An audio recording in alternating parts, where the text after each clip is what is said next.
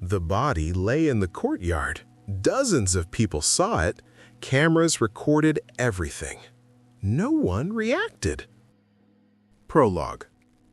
The body lay in the courtyard for 12 minutes before anyone understood it was a body. That was not an exaggeration. It was confirmed later by cameras, timestamps, and witness statements, all of which agreed on the same uncomfortable detail. People saw him, but they did not recognize what they were seeing. The courtyard belonged to a residential complex designed around the idea of safety as spectacle. Glass balconies faced inward. Windows overlooked the space from 3 sides. Cameras followed every path, every bench, every entrance. Nothing here was supposed to happen unnoticed.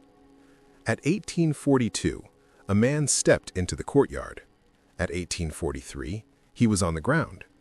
At 1855, someone finally called security. Between those moments, 47 people had a direct line of sight. None of them reacted. The first assumption was simple and reassuring.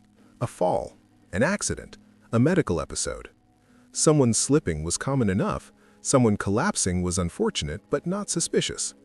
People adjusted their interpretation instantly, without discussion. A man lying still did not automatically mean danger. Not in a place like this. Not under cameras. A woman on the 3rd-floor balcony noticed him early. She later told investigators she thought he was resting. A man walking his dog crossed the courtyard twice. He said he assumed someone else had already checked.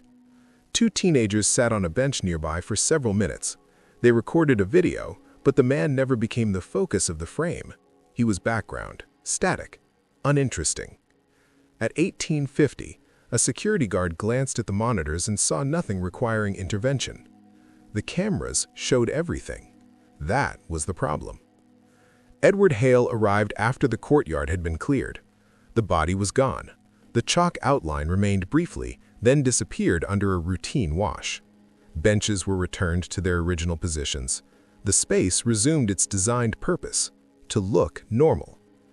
Edward stood at the center of the courtyard and looked up. Balconies, windows, reflections layered over reflections. This was not a blind spot. This was a shared one. Security walked Edward through the footage confidently. "Here," the supervisor said, pausing the video. "You can see no one approaching him." Edward nodded. "And here," the supervisor continued, skipping forward, "nothing falling from above." Edward nodded again. "And here," the supervisor said, satisfied, "everyone behaving normally." Edward leaned closer to the screen. "That's exactly what concerns me," he said. Edward asked a question that did not fit the briefing. He asked, "When did this become an emergency?" The supervisor frowned. "When we confirmed he was dead," he said. Edward shook his head. "That's not what I asked," he replied. Edward reviewed the timeline alone. 1842, man enters courtyard. 1843, brief interaction, barely distinguishable from routine movement. 1843-18, the man goes down. 1843-20, no one reacts. 1845-45, a passerby glances, looks away. 1847, several residents visibly observe the scene. 1855, security is notified. Edward did not focus on who was present. He focused on what failed to happen. No hesitation, no sudden gathering, no interruption of routine. Edward wrote one sentence in his notebook and underlined it twice. The crime was not hidden, it was misclassified. Edward walked the courtyard again, slowly, retracing paths. From certain angles, the body aligned perfectly with architectural lines. Benches obscured parts of it. Reflections in the glass softened contours. Distance flattened detail. From above, perspective removed urgency. Nothing screamed violence. Everything whispered, "Not my problem." Edward already knew something the cameras could not show. This was not a murder that relied on darkness. It relied on confidence. Confidence that someone else would notice. Confidence that someone else would act. Confidence that danger looked obvious when it mattered. Edward closed his notebook. The question here was not who had struck the blow.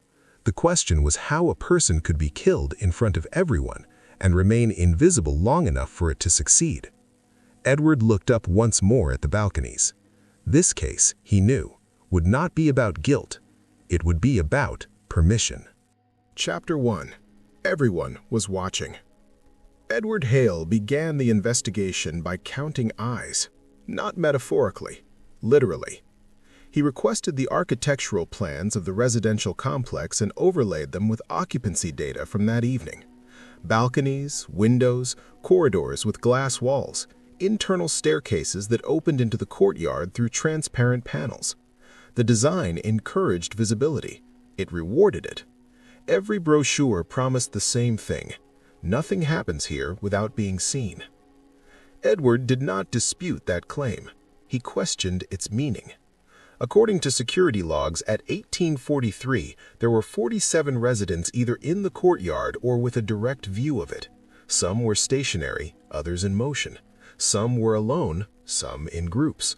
All of them were, by any reasonable definition, witnesses. Edward wrote the word in his notebook and crossed it out. Witnesses implied recognition. This case had observers. He interviewed them one by one, starting with the balconies. The woman on the third floor remembered the moment clearly, or at least she believed she did. "I saw him come in," she said. "He crossed the courtyard diagonally. Normal pace." Edward nodded. "And when did you notice something was wrong?" he asked. She hesitated. "I didn't," she said. "Not at first. He was just lying there." Edward waited. "And what does nothing usually mean to you?" he asked. One of them shrugged. "Someone else's problem," he said. Edward did not write that down. He did not need to. Edward noticed something consistent across all statements. No one described concern. They described interpretation. Each person had immediately framed the scene in a way that preserved normalcy. The mind, Edward knew, preferred continuity. Sudden danger demanded action. Ambiguity allowed delay. Edward looked again at the footage. From above, the body appeared small, reduced by scale. From the ground, it was partially obscured by a bench. From certain angles, reflections in the glass fragmented its outline. The architecture did not hide the body, it softened it. Edward turned his attention to security. "You were monitoring the courtyard," he said. "Yes, continuously." "And at what point did it become unusual?" Edward asked. The supervisor paused. "When a resident called," he said. Edward nodded. So until a human voice labeled it a problem, the image itself was insufficient. The supervisor frowned. "We have cameras everywhere," he said. "We can't react to everything." Edward leaned back. "That," he said, "is exactly what worries me." Edward reviewed the camera feeds in sequence, not looking for the act itself, but for reaction patterns. People glanced. People looked away. People adjusted posture. People resumed routine. At no point did the courtyard reconfigure itself around the body. No clustering, no shared pause, no ripple of attention. Edward wrote another sentence. Danger requires consensus. Edward returned to the courtyard at night. The lighting was even, almost flattering. Shadows were soft. There were no harsh contrasts. The space resisted drama. Edward stood where the body had fallen. From here, he could see everything. And he understood why no one had done anything. Nothing about the scene demanded interruption. It fit too neatly into the background of everyday life. The human mind, Edward knew, did not scan for crimes. It scanned for anomalies. And this had not looked anomalous enough. Edward closed his notebook slowly. This case, he realized, would not be solved by identifying who saw the victim last. It would be solved by identifying who understood that being seen meant being ignored. Someone here had known exactly how much visibility was safe, and exactly how long it took for responsibility to evaporate. Chapter 2. What counts as a threat? Edward Hale was not interested in what people saw. He was interested in what they dismissed. Threat, Edward knew, was not a visual category. It was a cognitive one. The human mind did not react to facts. It reacted to patterns it had learned to label as urgent. Everything else passed through unchallenged. The courtyard had failed to produce urgency. That failure was consistent. Edward began by reconstructing not the event, but the interpretations. He asked residents a different question this time. "What would have made you react?" he asked. The answers came quickly. Blood, someone screaming, a fight, someone running. Edward wrote them all down. They were cinematic answers, trained answers. People had learned what danger was supposed to look like, mostly from repetition and fiction. Danger in their minds was loud, dynamic, disruptive. This had been quiet. Edward returned to the woman on the third-floor balcony. "If the man had been moving," Edward asked, "would you have noticed?" "Yes," she said immediately. "If he had been shouting," Edward asked, "of course." "If someone had been standing over him," Edward asked. She hesitated. "Yes," she said, "probably." Edward nodded. "And if he was simply lying there?" Edward asked. She frowned. "That's different," she said. "People lie down." Edward wrote, "Baseline behavior." Edward reviewed the footage again with a different lens.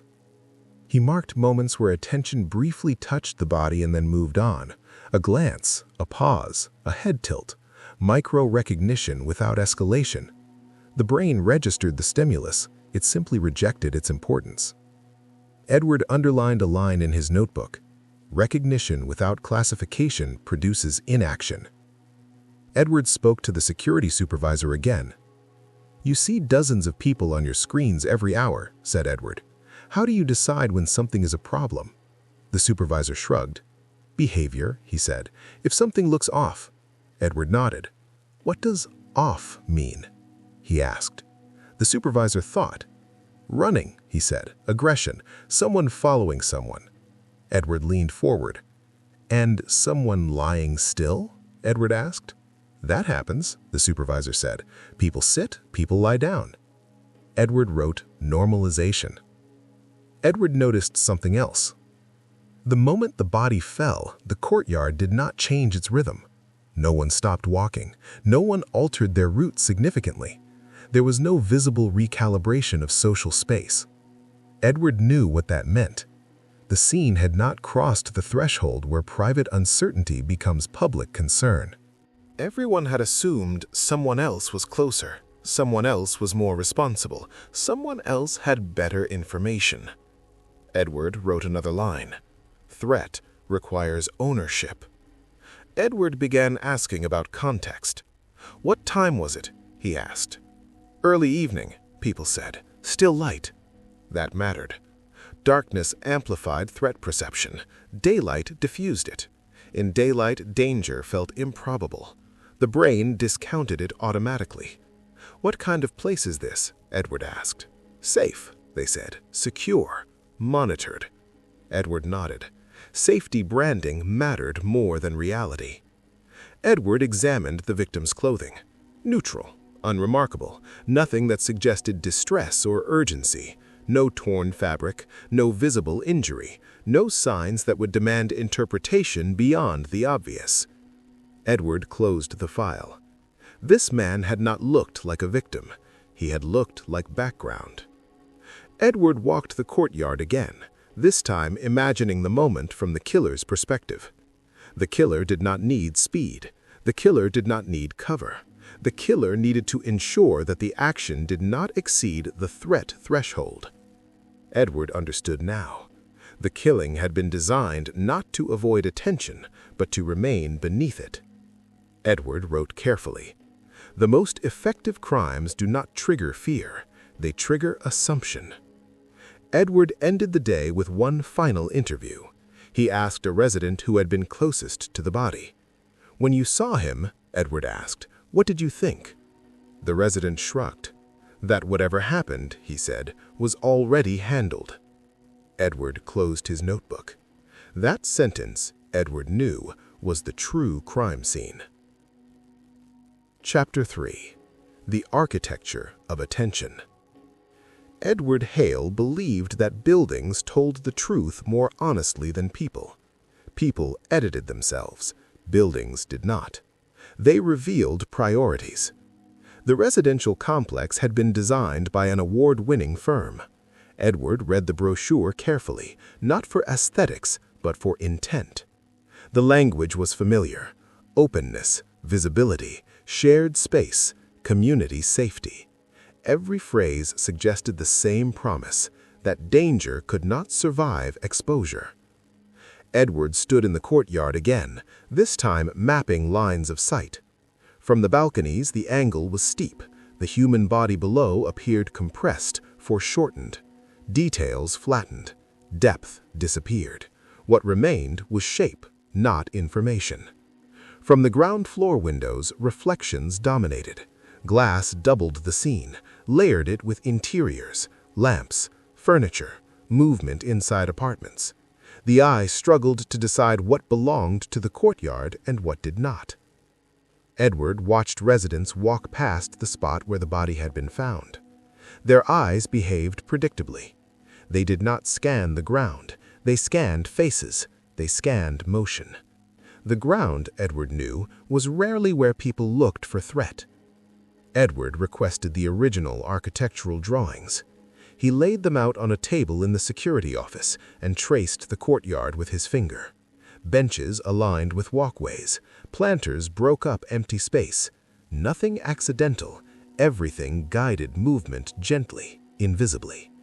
Design was never neutral. Edward marked the exact point where the victim had fallen.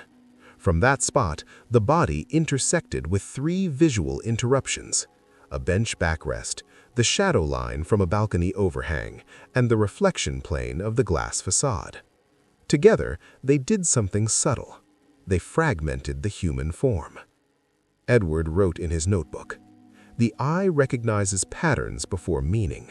A broken pattern delayed recognition." Edward replayed the footage again, this time overlaying sight lines. From camera 3, the body aligned with the bench. From camera 5, it merged with shadow. From camera 7, it reflected twice, becoming abstract. No camera lied. They simply failed to emphasize. Edward closed his eyes and imagined the moment of impact. No dramatic fall, no violent motion, just a sudden loss of balance redirected downward. The body did not demand attention. It surrendered to gravity quietly. Edward walked the perimeter of the courtyard slowly.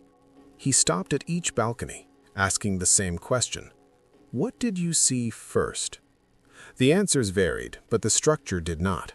"I noticed the space. I saw movement elsewhere. I thought he was part of the scenery." Edward did not correct them. They were not wrong. Edward thought of museums. Curators understood this problem well. They knew how to direct attention, how to hide something in plain sight by placing it where the eye did not linger. Low, static, familiar. The courtyard functioned the same way. It was designed to be looked through, not at. Edward wrote another line: "Attention follows invitation." The building had invited attention upward and outward, not downward and inward. Edward turned his focus to the killer's knowledge. This crime had not been improvised. The timing, the location, the posture of the body, all suggested planning informed by familiarity. Someone had known exactly where to act, so that the result blended seamlessly into the visual noise of everyday life. Edward considered who would understand that. Architects, security staff, long-term residents, maintenance personnel. People who moved through the space without seeing it anymore. Edward returned to the footage one last time. At 18:43:18, the victim fell. At 18:43:22, a resident glanced directly at him. The glance lasted less than a second. Edward paused the frame. The resident's gaze passed over the body without stopping. Edward wrote, "Seeing is not stopping." Edward closed the files. The architecture had done half the work. It had not concealed the crime. It had normalized it. Edward knew now that the killer had not relied on darkness, speed, or chaos. The killer had relied on design, on the fact that in a space engineered to feel safe, the mind resisted the idea that something unsafe could occur without announcement. Edward looked once more at the courtyard from the center. This was not a place where crimes were hidden. This was a place where crimes were absorbed. Chapter 4. The Moment Everyone Ignored. Edward Hale stopped looking at the courtyard as a place. He began looking at it as a sequence. Places distracted, sequences revealed intent. He isolated the exact second the man went down. 1843-18. Not approximately, not around then, the second itself. Edward replayed the footage again, but this time he removed sound, removed surrounding context, removed narrative. He watched only the transition from standing to not standing. The fall was not sudden. That mattered. The victim did not flail. He did not stumble dramatically. His body folded inward as if responding to something internal rather than external. The motion was smooth enough to be misread as intentional. Edward paused the frame. This was not how people fell when pushed violently. This was how people fell when something interrupted them. Edward reconstructed the seconds before. 1843-14, the victim slows. 1843-15, someone steps into his peripheral space. 1843-16, a brief interaction. 1843-17, loss of balance.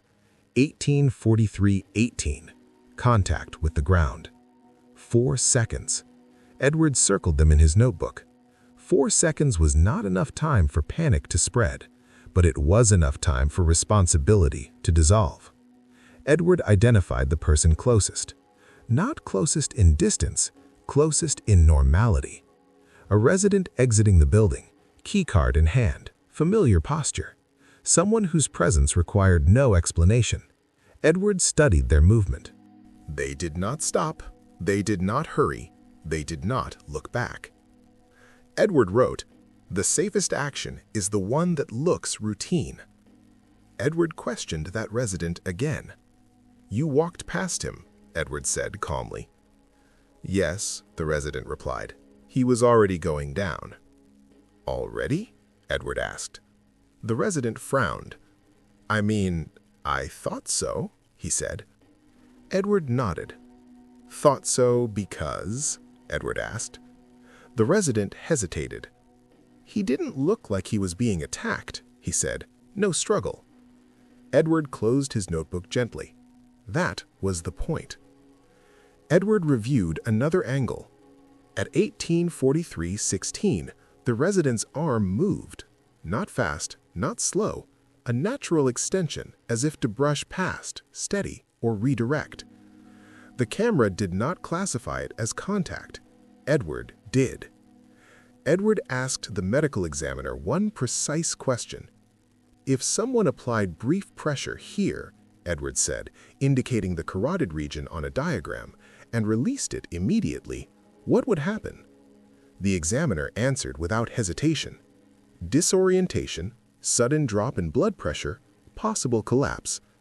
"And marks?" Edward asked. "Unlikely, especially if the pressure was minimal." Edward nodded. "And duration?" Edward asked. "Less than 2 seconds," the examiner said. Edward wrote 2 seconds. Edward returned to the resident's statements. Not one described an interaction. They described a sequence they believed had already completed. "I saw him after. He was already down. I noticed him lying there." Edward underlined the word already. The killer had not needed to act unseen. The killer had needed to act in a way that appeared already finished by the time anyone noticed. Edward addressed security again. "At what point," Edward asked, "would you intervene without a call?" The supervisor thought. "If someone was being attacked, actively." Edward nodded. "And if someone was already on the ground?" Edward asked. The supervisor shrugged. "We'd wait for confirmation," he said. Edward wrote, "Confirmation is delay with authority." Edward reconstructed the moment out loud. A man walks through the courtyard. Another man enters his space. A brief, unremarkable contact occurs. The victim collapses. Edward paused. He continued, "Everyone who sees this assumes the cause precedes the observation." He looked around. That assumption is where the crime lives. Edward returned to the courtyard alone at dusk. The light was similar to that evening, soft, horizontal. The same shadows returned, the same visual noise. Edward stood where the killer had stood. He imagined the thought process. Not, "Will anyone see me?" but "Will anyone think they need to act?" Edward smiled grimly. That was a much safer bet. Edward wrote the final sentence of the chapter slowly. The most dangerous moment is not when violence occurs. It is when everyone believes it has already passed. Chapter 5. The Witness Who Didn't Act. Edward Hale identified the killer long before he spoke to him the last time. That was usually the case. The difficult part was never finding who had acted. It was understanding why they were certain no one would stop them. The resident's name was Martin Cole. Mid-40s, lived in the complex for 8 years. No criminal record, no history of violence. Former consultant, currently working remotely, the kind of man whose presence blended seamlessly into structured environments. He knew the building. He knew its rhythms. He knew when attention peaked and when it diffused. Edward asked to speak with him again, this time in the security office overlooking the courtyard. Martin arrived calm, almost cooperative. "You said you walked past him," Edward began. "Yes," Martin replied. "I was heading out." "At 1843, Edward said. "That sounds right," Martin said. Edward nodded. "And you didn't stop," Edward continued. Martin shrugged. "He was already on the ground," he said. "People fall." Edward leaned back. "That word again," he said quietly. "Already." Martin frowned. "What do you mean?" he asked. Edward did not answer immediately. Edward replayed the footage one final time. He stopped it at 1843.16. "Here," Edward said. "This is you." Martin looked at the screen. "Yes," he said. "I was stepping past him." Edward nodded. "And here," Edward continued, advancing one frame, "is where your arm moves." Martin's eyes narrowed slightly. "That's just me avoiding him," Martin said, "not bumping into him." Edward nodded. "Exactly," he said. Martin looked confused. Edward explained it calmly. "You didn't strike him," Edward said. "You didn't shove him. You didn't even appear to touch him." Martin relaxed slightly. Edward continued. "You applied pressure," he said, briefly, precisely, in a way that would not look like violence. Martin shook his head. "That's ridiculous," he said. Edward did not argue. 2 seconds, less probably. Martin's jaw tightened. Edward went on. "You knew the courtyard," Edward said. "You knew how people watched. You knew they interpreted first and reacted later." Martin remained silent. "You didn't rely on no one seeing you," Edward said. "You relied on everyone seeing something they could explain away." Edward slid a photo across the table. It showed the victim arguing earlier that day near the entrance, voices raised, gestures sharp. "You and he disagreed," Edward said. Martin looked at the photo. "He was threatening, harassing people, causing problems." Edward nodded. "And you decided to stop him." Martin's silence lengthened.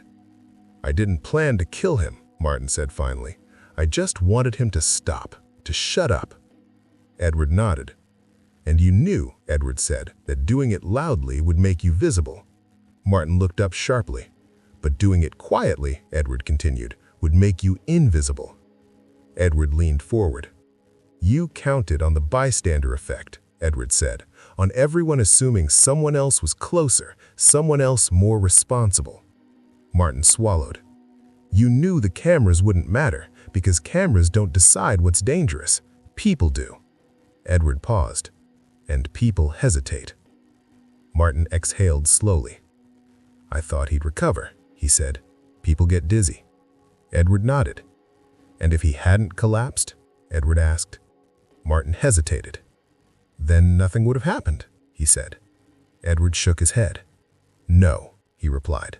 Then you would have learned how far you could go next time. Martin did not respond. Edward summarized it simply. You killed him, Edward said, because you knew you wouldn't be stopped. Martin looked up. Everyone was there, Martin said. Everyone saw. Edward met his gaze. That's why you chose that moment, Edward said. Security arrived quietly. Martin did not resist. As he was led away, he looked once more toward the courtyard through the glass. They all saw, he said again, almost pleading. Edward nodded. Yes, he said. They did. Edward remained alone in the office after. He wrote the final line of the case carefully. The most reliable accomplice is not darkness. It is certainty that someone else will intervene. He closed the notebook. The courtyard below was empty again, safe, visible, and unchanged. Epilogue. When everyone is responsible, no one feels responsible enough to act. Edward Hale returned to the courtyard one last time early the next morning. The space looked unchanged. Benches were clean, paths swept. Reflections in the glass caught the pale light of a new day. If someone had not known what had happened here, there would be no reason to pause. Nothing demanded attention. That, Edward knew, was the most unsettling part. The courtyard had not failed. It had functioned exactly as designed. The report would say the right things. A homicide, a confession, a clear sequence of events. The phrase bystander effect would appear somewhere in the analysis, likely softened by academic language. It would explain behavior without assigning blame. It always did. Edward disliked that phrase. It made inaction sound passive, accidental, as if responsibility evaporated on its own. Edward knew better. Responsibility did not disappear. It scattered. Edward sat on the bench closest to where the man had fallen. From here, he could see everything again. Balconies, windows, lines of sight intersecting without converging. People would stand there tonight. They would look down. They would believe that visibility equaled safety. Edward wondered how many of them had replayed that evening in their minds. Not the moment of death, the moment of not acting. That was usually the one that lingered. Edward thought of Martin Cole. Not with anger, not even with satisfaction. Martin had not imagined himself as a murderer. He had imagined himself as someone correcting a problem that everyone else was tolerating. He had acted because he believed the system would absorb the consequences, and it had, until Edward arrived. Edward stood and walked slowly toward the exit. He stopped beneath the largest camera in the courtyard and looked up at it. The lens stared back, unblinking, indifferent. Cameras, Edward knew, did not create accountability. They created evidence after the fact. Edward opened his notebook for the last time. He wrote one sentence and closed it immediately. When everyone is responsible, no one feels responsible enough to act. The city beyond the gates was already moving. People walked with purpose. Cars passed in steady lines. Life continued, confident in its routines. Edward stepped into it without looking back. Somewhere else, in another open space filled with witnesses, a similar moment was already forming. A pause, a hesitation, a decision deferred. Edward Hale would not be there for all of them, but sometimes he could remind people of a simple truth. Seeing is not the same as acting, and that difference, more than violence, was what killed people. Everyone believed someone else would act, and that belief was enough to kill a man. If you want more detective stories like this, stories where crimes don't look like crimes, subscribe to the channel. The next case will happen where everyone is watching, and no one is acting.